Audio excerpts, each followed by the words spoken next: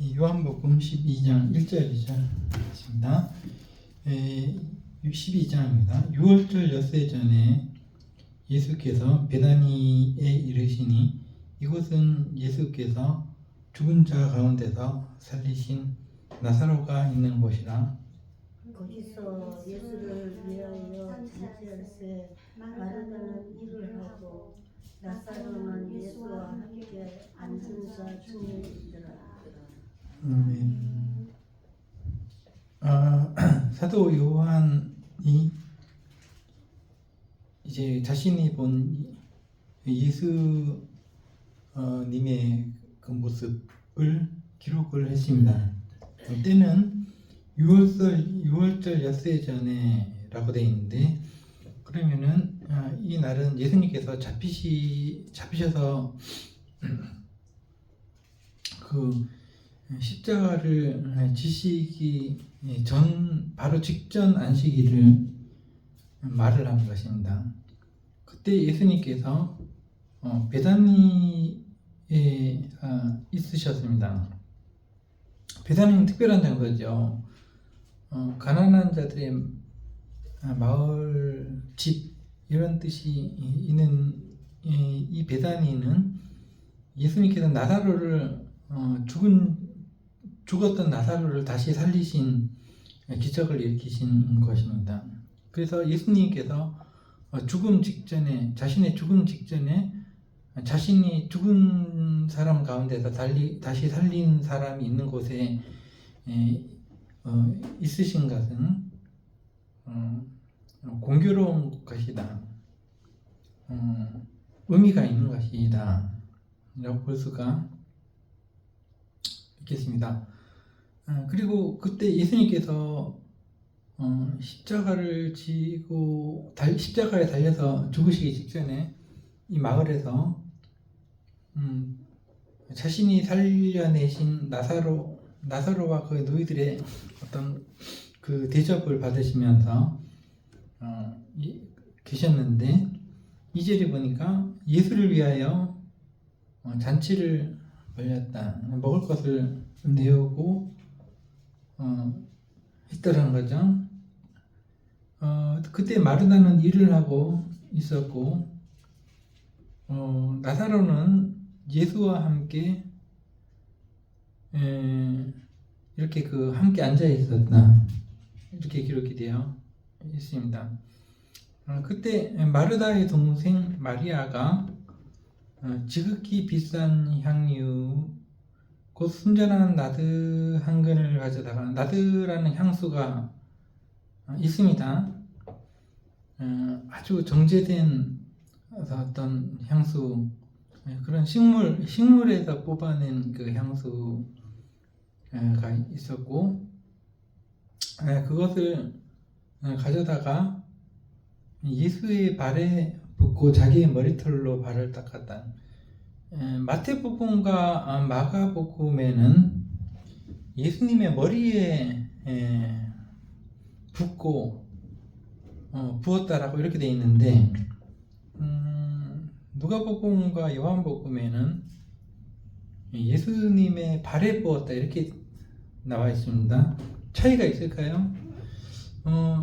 이 향수를 바르는 부위에 따라서 의미가 달라지는 건데, 머리에 이런 그 귀한 기름을, 이런 향수를 뿌린다라는 것은 신분의 어떤 변화, 존경의 대상이 되는 어떤 변화를 의미하는 것이 되겠죠. 그래서 옛날에는 제사장이나 왕, 선지자가 될 때 그 머리에 이렇게 향수를 부었습니다. 그러니까 일반 평범한 사람이었다가 이렇게 제사장이나 선지자나 왕이 될 때, 다윗도 3번이나 머리에 기름을 발랐죠. 선지자들이. 머리에 바른다는 것은 그렇게 마가복음과 마태복음이 머리에 발랐다고 할 때는 예수님이 이제 영광스러운 어떤 일을 하시고 영광스러운 자리에 오르신다라는 의미를 가지고 있는 반면에 지금 요한복음에 보면 그 마리아가 예수님께 향수를 바른 부은 부위가 발입니다. 그러면 이제 기름을 이 몸에 바를 때 머리에 바르는 경우도 있고 발에 붓는 경우도 있다라는 거죠. 또 몸에 바르는 경우도 있습니다. 세 군데인데 부위가 사람의 몸에 바른다 했을 때는 죽은 사람에게 몸에 바른 것으로 이제 보여집니다. 그래서 예수님이 십자가에 달리셔서 죽으셨을 때 무덤에 들어가셨을 때 시신이 그때 사흘이 지나고 그 여자들이 예수님의 몸에 그 향수를 바르러, 그러니까 하나의 방부제의 역할과 어떤 시신이 썩는 것을 방지하는 것과 어떤 그런 의미를 가지는데, 그것은 이제 이 사람이 현세를 살다가 사람들의 어떤 조상이 됐다라는 의미를 가진다. 몸에 바른다는 것은. 그래서 시신에, 우리도 그 왜 시신에 머리 이렇게 바르고 하잖아요. 썩지 않으라고.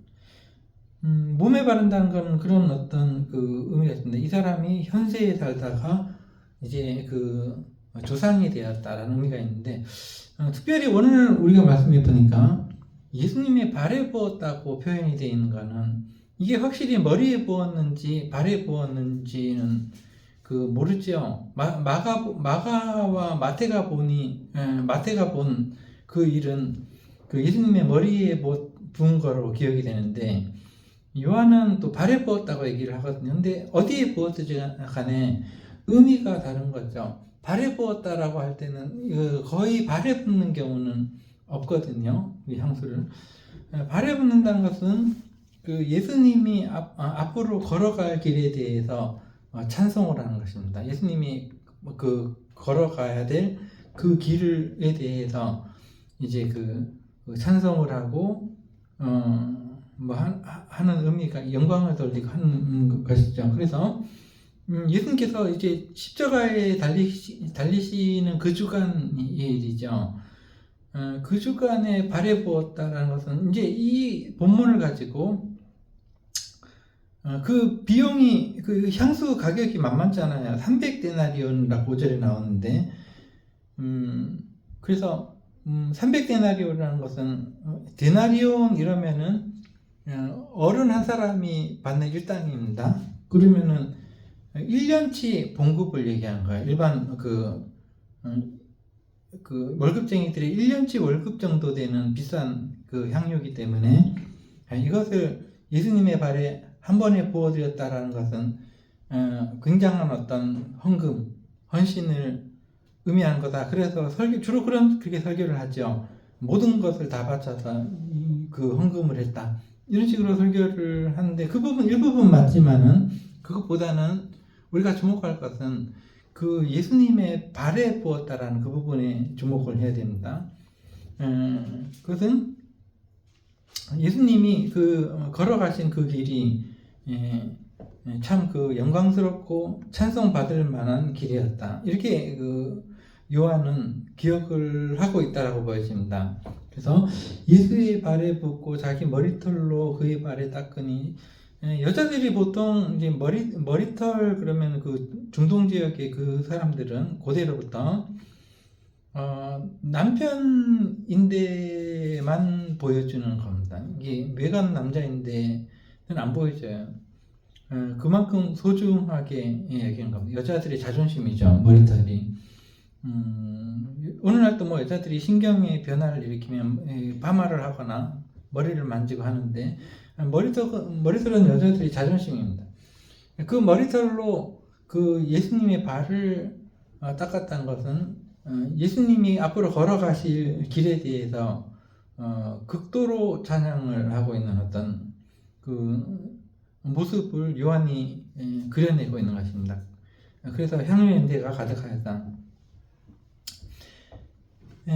그런데 우리가 그럼 이 부분에서 주목할 것은, 자, 6절에 이렇게 나오죠. 이게 그 사람들이 말렸죠. 가룟유다 같은 사람들이 왜 이 비싼 향유를 이렇게 예수님의 발에 붓고 난리냐. 그렇게 했을 때 예수님께서는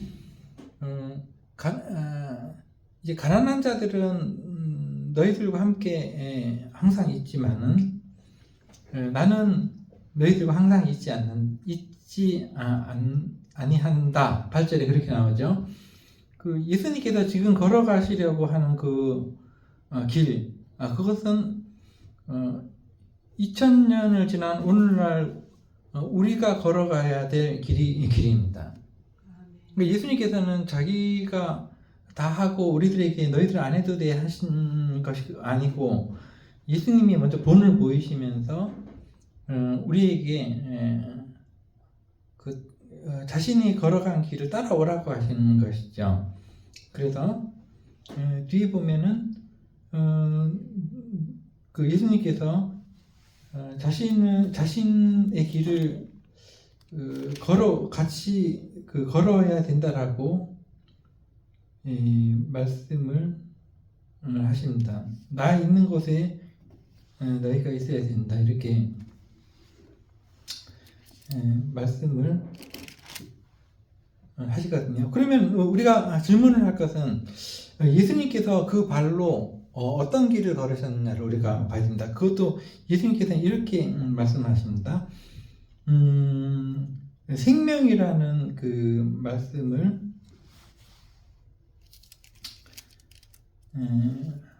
하시면서 25절, 23절부터 예수께서 이르시되 인자가 영광을 얻을 때가 왔다. 그럼 뭐 큰 일을 벌이신다는 거죠. 그러니까 어떤 길을 걸어가실 때가 왔다는 건데 이것은 이 세상 사람들이 누구나 다 가는 길이거든요. 죽음의 길이요. 그러면서 24절에 자신의 죽음을 의미하는 것 같은 말씀하십니다. 한 알의 밀이 땅에 떨어져서 죽어야 그것이 다시 이렇게 싹이 나서 커서 한 알의 알 그대로 있는 것보다 훨씬 큰 나무가 된다는 그런 말씀을 하시면서 25절 이 세상에서 자기의 생명을 사랑하는 자는 잃어버릴 거고 이 세상에서 자기의 생명을 미워하는 자는 영생을 얻는다라는 더 큰 걸 얻는다라는 말씀을 하십니다. 그러면 이 세상을 살아가면서 우리가 생명보다 소중한 게 무언가라는 질문을 해야 됩니다. 우리는 생명을 가장 소중하게 생각하잖아요.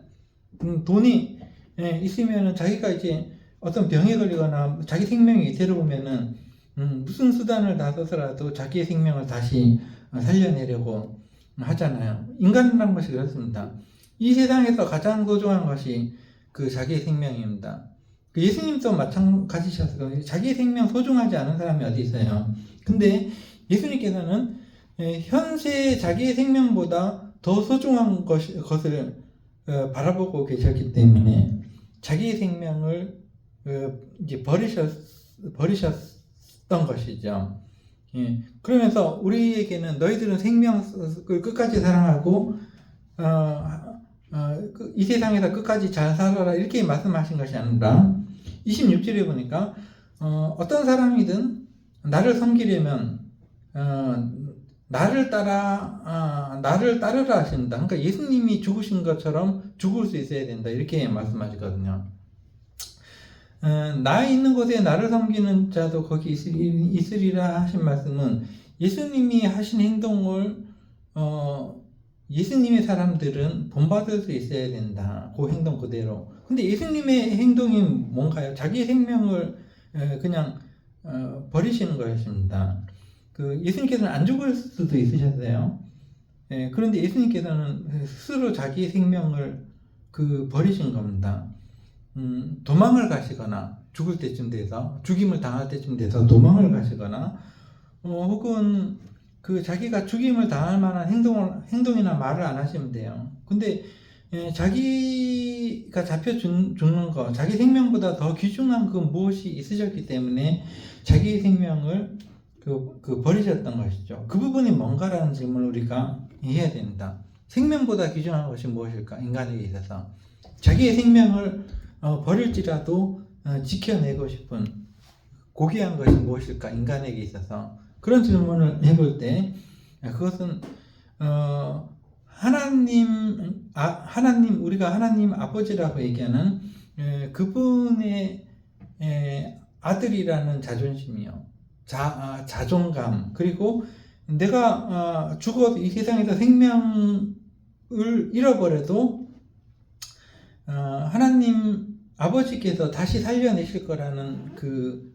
믿음, 그것이 생명보다 더 소중한 것이다라고 보여집니다.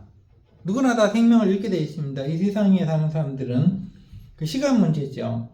그래서 일찍 죽거나 늦게 죽거나 똑같이 죽는 거죠. 그러나 그런 어떤 그 이 세상의 생명보다 더 소중한 그 무엇이 예수님께서는 있다라는 것을 우리한테 알려주신 거고, 이 세상의 생명을 버려도 그것만은 지켜내야 된다는 것을 우리한테 가르쳐 주신 건데, 그것이 바로 하나님 아버지에 대한 믿음입니다. 하나님 아버지의 이 아들이라는 아들이라는 자존감, 자신에 대한 명확한 자기 정체성, 이것이 그 자기 생명을 빼앗길지라도 지켜내고 싶은 그것이었다는 것이죠. 그래서 말씀을 정리를 하자면, 오늘날 우리는 이 세상에 살아가면서 이 생명을 사랑하고 사는 것은 맞아요. 그래서 이 생명을 유지하기 위해서 열심히 먹고 또 열심히 따뜻하게 하고 그렇게 또 돈을 벌고 이렇게 하는 거지만은,